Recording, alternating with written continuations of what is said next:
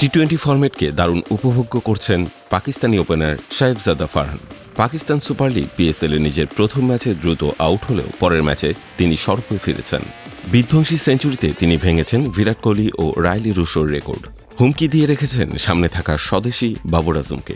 একই সঙ্গে বড় লক্ষ্য তারায় মুলতান সুলতানকে জেতালেন ফারহান।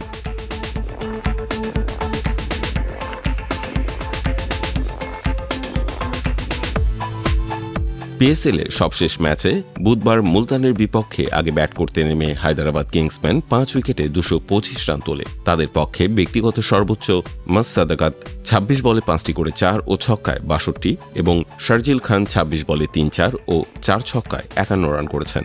সেই লক্ষ্য তারায় 8 বল এবং 6 উইকেট হাতে রেখে দাপুটে জয় পেয়েছে মুলতান। হায়দরাবাদকে হারানোর পথে সাহেবজাদা ফারহান সেঞ্চুরি এবং স্টিভ স্মিথ 20 বলে 46 রান করেছেন।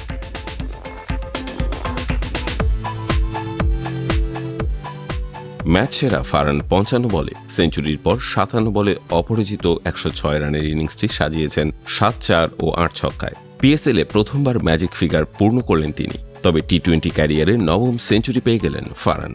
পাকিস্তানি ব্যাটারদের মধ্যে টি-20তে কেবল বাবর আজম তার চেয়ে এগিয়ে। তার সেঞ্চুরি সংখ্যা 11টি। সব মিলিয়ে টি-20তে সর্বোচ্চ সেঞ্চুরির তালিকায় সবার উপরে ইউনিভার্স বস খ্যাত ক্রিস গেইল। ওয়েস্ট ইন্ডিজের সাবেক এই অধিনায়কের সেঞ্চুরি 22টি। 11 সেঞ্চুরিতে 2 আছে বাবর, আর তার চেয়ে একটি কম নিয়ে 10-এ আছেন ডেভিড ওয়ার্নার। এরপর বিরাট কোহলি ও রাইলি রুশো 9টি করে সেঞ্চুরি নিয়ে চতুর্থ অবস্থানে ছিলেন। তাদের পাশে বসলেন সাহেবজাদা ফারহানও, যদিও তার চেয়ে 2 সিনিয়র তারকা ম্যাচ খেলেছেন অনেক বেশি।